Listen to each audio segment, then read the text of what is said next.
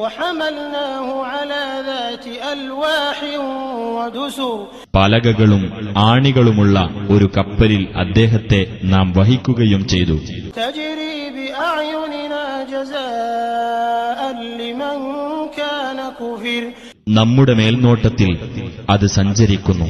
നിഷേധിച്ചു തള്ളപ്പെട്ടിരുന്ന ദൈവദൂതനുള്ള പ്രതിഫലമത്രേ അത്.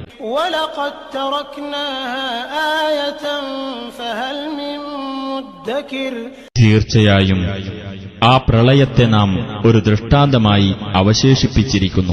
എന്നാൽ ആലോചിച്ചു മനസ്സിലാക്കുന്നവരായി ആരെങ്കിലുമുണ്ടോ? فَكَيْفَ كَانَ عَذَابِي وَنُذُرِ അപ്പോൾ എന്റെ ശിക്ഷയും താക്കീതുകളും എങ്ങനെയായിരുന്നു എന്നു നോക്കുക.